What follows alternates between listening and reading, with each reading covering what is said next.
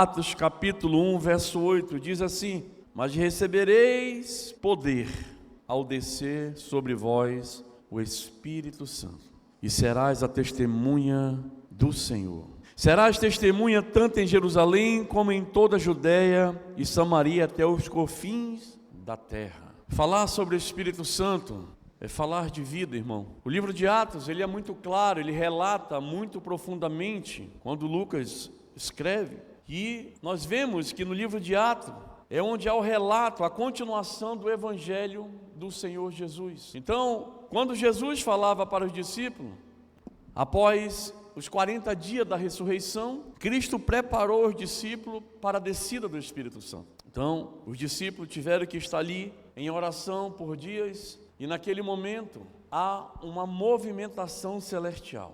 Há um cumprimento da palavra que Jesus havia deixado. Disse: é preciso, é necessário que vocês permaneçam aqui até que vocês sejam revestidos de poder. E o livro de Atos deixa isso muito claro, relata muito claramente que há uma continuidade do Evangelho de Jesus, porque Jesus começou e o Espírito Santo está dando continuidade até os fins dos tempos. Então percebe-se que naquele momento era necessário se revestir do poder de Deus, ou seja, da presença do Espírito Santo. O Espírito Santo continuou fazendo por meio dos discípulos, como está registrado em Atos, no livro que aponta praticamente para o Evangelho. E hoje está registrado em nossas vidas. Naquele momento, quando houve a descida do Espírito Santo, o Espírito não desceu só na vida dos apóstolos, ele desceu na vida aproximadamente de 100 e poucas pessoas que estavam ali reunidas. Alguns estudiosos falam que foi até 500 pessoas. A Bíblia não relata sobre as 500 pessoas, senão estaria escrito dessa forma: foram alcançadas 500 pessoas. Mas os estudiosos indicam que aproximadamente mais 500 pessoas foram alcançadas por esse mover espiritual. E o que acontece, irmão, a importância do Espírito Santo. Percebe-se que os discípulos, havendo ali acompanhado Jesus até a crucificação, e eles ainda não tinham tomado posse de tudo aquilo que Jesus havia falado para eles. Jesus estava preparando o cenário para eles darem continuidade. Mas após a ressurreição de Cristo, o Senhor ficou ainda 40 dias ensinando e fazendo coisas extraordinárias. E quando os discípulos recebem a presença do Espírito Santo, que está relatado lá em Atos 2, a gente vê que houve uma manifestação de poder naquele lugar. Por isso que você precisa entender o que verdadeiramente representa o Espírito Santo de Deus em nossas vidas. Que fundamento trouxe para nossas vidas? Ele trouxe poder para que eu e você pudéssemos ter poder no dia da nossa fraqueza, poder caminhar no Evangelho, poder suportar as dores, poder suportar as aflições, poder suportar tudo aquilo que o mundo muitas das vezes nos instiga e nos mastiga. E somente através do Espírito, porque eles ficaram proibidos de saírem dali antes de serem revestidos do poder. E começa a história deles ali, a igreja primitiva. A igreja começa exatamente quando houve a descida do Espírito Santo. Então começou a haver a manifestação de poder. Tanto é que depois que houve a descida, Pedro já começa a anunciar logo seguido o Evangelho e ali conquistar centenas e milhares de pessoas para a presença de Jesus. E todos aqueles que ouviam falar de Jesus, da ressurreição, e eles criam, o Espírito Santo descia sobre eles e eles iam se apoderando do Espírito. E a pergunta é: como nós podemos enxergar esse poder que existe ainda através do Espírito Santo, se ele se revela na sua vida ou não? Porque na igreja primitiva, tudo que eles iam fazer, eles atraíam a presença do Espírito Santo. Eles não faziam nada sem a presença gloriosa do Espírito Santo. E o que nos relata no dia de hoje, com a facilidade que nós temos em várias coisas, fica naquela situação: eu atraio a força do meu braço, eu atraio a presença do Espírito Santo. Naquela época não tinha ferro voando, que era avião. Naquela época não tinha muita coisa. Mas hoje a facilidade que nós temos de desviar o nosso olhar, a janela da nossa alma para tanta coisa que esse mundo oferece, finda nos afastando do propósito do Espírito. Porque, irmão, era para a gente entrar pelaquela porta e vir até o altar do Senhor. Quando você sentasse nessa cadeira, era para você já estar sendo tomado por uma força gloriosa do Espírito Santo. Mas muitas vezes o acúmulo da alma que carrega preocupações diárias, aflições, a gente impede esse agir. Não é que o Espírito não esteja presente, está presente, mas ele só se manifesta quando você dá a liberdade a ele. Que liberdade é essa? Quando você vive mais os frutos do Espírito do que da carne. Então é muito notório que os discípulos naquele momento foram cheios do poder de Deus para dar continuidade ao propósito que Cristo havia deixado, que era levar o Evangelho a toda a criatura. Inclusive já chegou aqui para nós, porque ele fala que seria em Samaria e até os confins da terra, e nós estamos nos confins da terra. Amém? Manaus é longe, irmão, então nós não estamos tão perdidos. O principal evento do livro de Atos, que foi a descida de Pentecostes ali, a descida do Espírito Santo, ele é tão importante quanto a chegada de Jesus na terra, porque ele dá continuidade da manifestação do poder de Deus. E o Espírito Santo é exatamente essa pessoa que está com você todos os dias. Os discípulos estavam com Cristo ao longo de 3 anos, sendo ministrado através de um reino que já tinha chego. O reino de Deus estava se manifestando naquele momento, e as pessoas estavam sendo ensinadas. Mas percebe que Jesus só foi fazer o primeiro milagre quando desceu através do batismo nas águas ali em Jordão, quando desceu o Espírito Santo. Então, ninguém pode fazer nada sem o Espírito Santo, nem eu e nem você. Imagine uma igreja sem a presença do Espírito Santo. Você viria para cá? Imagine você sem o Espírito Santo. Não fazemos nada, irmão. Somos simplesmente perdidos. E isso que aconteceu, relatado em Atos, a gente precisa entender que naquela época, quando desceu o poder, mudou toda a geografia das pessoas. Algo diferente acontecia na vida deles. Havia um queimar, um desejo, uma manifestação gloriosa, o que não há hoje. Não pelo Espírito, mas pela busca incessante. O que não há hoje pelas nossas vidas, quando eu li eu falava, meu Deus, nós precisamos se converter de novo. No bom sentido, irmão, olhando, porque é o mesmo Espírito que desceu em Atos. É o mesmo Espírito que está na minha vida e na sua vida. E por que não realiza milagres e prodígios? A mesma promessa, o mesmo selo. Sabe qual é o problema? É que o nosso dia a dia é cheio de situações que elas não estão encaixando Deus. Mas a gente vem para a igreja, a gente está aqui buscando, a gente lê a palavra, mas ainda não é o suficiente. As pessoas foram tão cheias de Deus, as pessoas foram cheias de Deus. Os apóstolos estavam sendo cheios quando eles foram derramados pela descida do Espírito Santo. E eles transmitiam a palavra, o Evangelho, e as pessoas iam se apoderando da presença de Deus. As pessoas ficaram tão cheias, que eles chegavam a vender as suas fazendas, os seus bens, porque eles entendiam que não havia mais nada importante na vida deles do que fazer o bem. A gente precisa entender que ninguém engana o Espírito Santo. Para você entender que as ações mundanas sempre estão muito mais profunda dentro de nós do que a ação do Espírito Santo. Por quê? Porque naquela época todos estavam vendendo os seus bens lá, ali eu acho que está relatado em Atos 5, e eles estavam vendendo. Estevão vendeu uma terra que ele tinha e entregou, e logo depois que Estevão vende a terra dele e entregou, ali a oferta aos pés dos apóstolos, eles distribuíam para aquelas pessoas que não tinham que comer, que não tinham condições nenhuma. E aí se aparece Ananias e Safiras. A Bíblia relata que eles venderam a terra, eles combinaram em ficar com uma parte do dinheiro. Sabe o que acontece? Mas o que houve aí, pastor? Por que eles morreram? Porque eles mentiram ao Espírito Santo. Sabe o tamanho da responsabilidade que você tem dentro de você?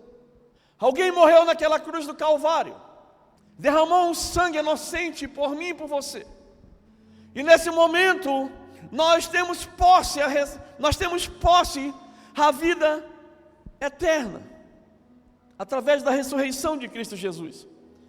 E aí, tudo preparado por Deus, tudo, irmão, tudo, desde o início da fundação do mundo, porque tudo começou por Deus. Jesus veio para completar uma parte, para cumprir a lei e os profetas. E quando ele vai e volta para o seu Pai, ele deixa o quê? O Consolador, que é o Espírito Santo, para que nós pudéssemos estar recebendo o selo da promessa dele. Então hoje, nós que cremos e que aceitamos Jesus, temos o Espírito Santo dentro de nós. A questão é, ele está sendo manifestado ou não? Eu não estou falando, irmão, de uma cócega. Eu senti uma cócega na hora que eu estava adorando. Não. Eu estou falando de uma presença que te toma, que você não se controla. Uma presença especial, uma paz que te envolve. Eu estou falando da presença do próprio Deus, porque Jesus era o próprio Deus encarnado. Estamos falando de uma trindade, Pai, Filho e Espírito Santo, mas que tudo se torna só um. E nós vamos ver na palavra. A pergunta é: o que você está fazendo com o Espírito que está dentro de você? Que responsabilidade você está tendo com o Espírito que você carrega? Então perguntou Pedro a Ananias: como vocês permitiram que Satanás enchesse o seu coração a ponto de vocês mentirem ao Espírito Santo e guardar para vocês uma parte do dinheiro que recebeu pela propriedade? Ele disse o que aqui? Como vocês permitiram que Satanás enchesse o teu coração de engano? Sabe o que é isso? É toda vez que você vai falar algo, te prontifica de fazer algo para Deus, e você não cumpre. Cara, Ananias e Safira, a terra era deles. O Pedro não pediu a terra deles, ninguém pediu. Só que o movimento pentecostal estava vindo naquele momento, havia uma atmosfera sobrenatural. E aí, simplesmente eles quiseram entrar na vibe do Espírito. Eles queriam entrar naquela onda preciosa que estava acontecendo, só que as pessoas que estavam lá estavam com o coração inteiramente entregue ao Senhor.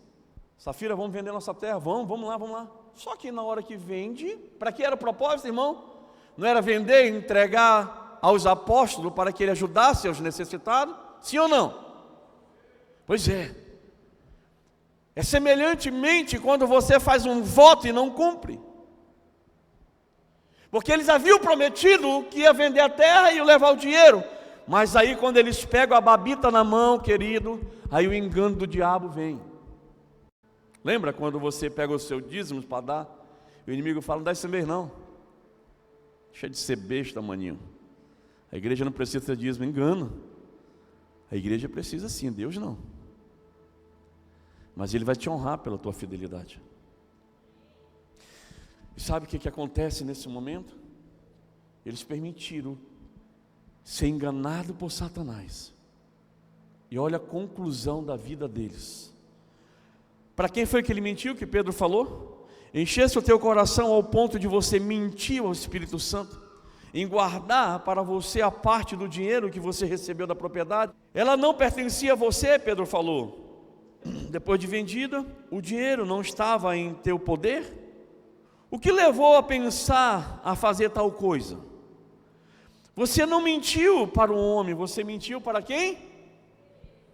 Irmão, toda vez que nós não cumprimos um propósito, nós não mentimos para o homem, nós mentimos para Deus. E sabe o que aconteceu com esse casal?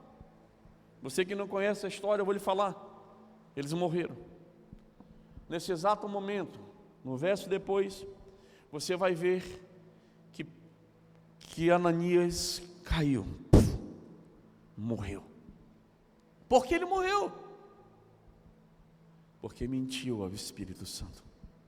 Então, não pense que o Espírito Santo é qualquer pessoa que você possa falar. Não, não pense. O único pecado que não tem perdão se chama blasfêmia contra o Espírito Santo. Você carrega algo tão poderoso dentro de você, que a tua vida não está melhor muitas vezes por conta das nossas escolhas. Nesse momento, querido, cai Ananias morto. E depois Pedro vai confirmar com Safira e ela fala: não, nós vendemos por isso mesmo, já tinha combinado. Sabe o que a gente vê? Marido e mulher morrendo espiritualmente porque concordam em mentir diante de Deus. Não minta ao Espírito Santo, querido. Não permita ser enganado por Satanás e deixar de fazer aquilo que você falou e prometeu para Deus. O Espírito Santo é a tua vida, porque Ele veio como selo para estar conosco até o último dia. Então Ele é a tua vida, e através dEle é que você vence as guerras, as pelejas. Sem a presença do Espírito Santo, querido, primeiramente, praticamente não existe vida cristã sem o Espírito. Não existe. Não existe. Sem o Espírito Santo, o cristianismo é seco, monótono e mundano. Sem o Espírito Santo, o nosso trabalho é esgotado e cansativo. Lembra que eu sempre falo aqui, irmão, preserva a presença, porque se tu trabalhar muito, se tu te envolver muito na obra, sem carregar a presença, vai ser peso na tua vida. É por isso que você tem que entender que antes de qualquer coisa, você precisa preservar a presença do Espírito Santo. A palavra fala: não apagueis a presença do Espírito. E eu falo: não apagueis, nós podemos apagar? Podemos, com o nosso pecado. Podemos apagar sim. Amém? Você tem o Espírito Santo dentro de você. Na verdade, irmão, não há revelação sem o Espírito Santo. Sem o Espírito Santo, as Escrituras se tornam letal, pois nos foi dito: a letra mata, mas o Espírito vivifica. Não há visão sem o Espírito Santo. Não há alegria sem Ele. Não há paz sem Ele. Não há liberdade sem o Espírito Santo. O Senhor é Espírito. E aonde o Espírito está, o Espírito do Senhor está, ali a liberdade. Então tudo envolve a pessoa e a presença do Espírito Santo. Não há revelação, querido.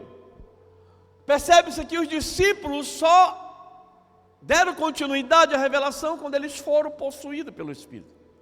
Era o Espírito quem manifesta. Não era? Pedro estava ali de boa, orando, de repente chega a revelação do Espírito e começa a falar para ele o que ele vai fazer. Então tudo acontece através do Espírito Santo, diga amém. Tudo acontece através do Espírito Santo.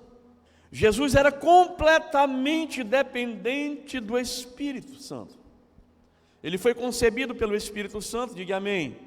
Foi ensinado pelo Espírito Santo, foi capacitado pelo Espírito Santo no Rio Jordão, quando ele foi batizado e o Espírito desceu sobre ele. Somente ali que Jesus fez o primeiro milagre, que se encontra lá em João, que foi exatamente transformar a água em vinho, ali em um casamento em Caná de Galileia. E completando, Jesus não falava de si mesmo, ele falava através de quem? Do Pai, que era o Espírito. Ele falava assim: Jesus diz: as palavras que eu lhe digo não são minhas, ao contrário, o Pai que vive em mim está realizando as obras. Note que Jesus não diz o Pai no céu, ele disse o Pai que vive em mim. Espírito do Senhor 28 vezes, Espírito de Deus 26 vezes, Espírito eterno, está lá em Hebreus 9:4, ajudador, 4 vezes, chamado por Jesus o Evangelho, pelo Evangelho de Jesus, que Ele é o ajudador, o consolador. o Espírito da verdade. Aí eu quero abrir um parênteses aqui para você no Espírito da verdade. Jesus já fala aqui sobre a descida do Espírito Santo. Mas ele diz assim, ó: se vocês me amam, obedecerão os meus mandamentos. E eu pedirei quem? Ao Pai. E Ele dará a vocês outro conselheiro, outro consolador, para estar com vocês para sempre.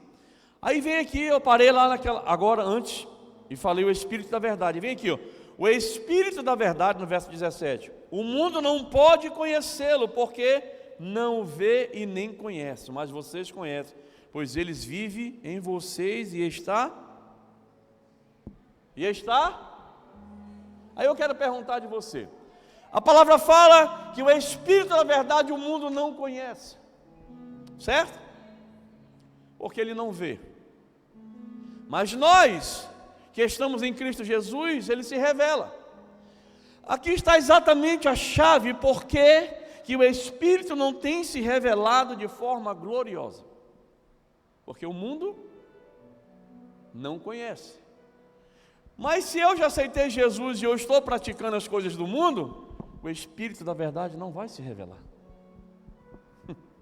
Você entendeu? Ou não? Vou explicar para você. Queridos, se eu estou diante do Senhor, eu aceitei Cristo, e a gente sabe que não é fácil a nossa jornada, porém não é difícil nem impossível. É óbvio que você vai ter lutas. Por quê? Porque quando nós vivemos uma vida pecaminosa, Satanás não quer nem saber, irmão. Ele nem tem mais preocupação contigo, porque tu mesmo já está seguindo o teu caminho. Sim ou não? A gente faz tudo que não presta, não é verdade? Mas quando nós aceitamos o Senhor como Salvador, aí há uma oposição. Aí o inimigo da nossa alma começa a tentar nos roubar aquilo que o Espírito começa a se revelar. É por isso que ele luta sobre a tua mente diariamente, para você mentir. O Espírito da verdade não se dá com o Espírito da mentira, irmão. É por esse motivo que, se você hoje esteja aqui ouvindo essa mensagem, você que nos assiste nesse momento também, não tem como você sentir, ver a mudança na sua vida do Espírito da verdade se você não viver a essência do Espírito. Se você continua no mundo e quer viver os propósitos do Espírito Santo, não vai viver.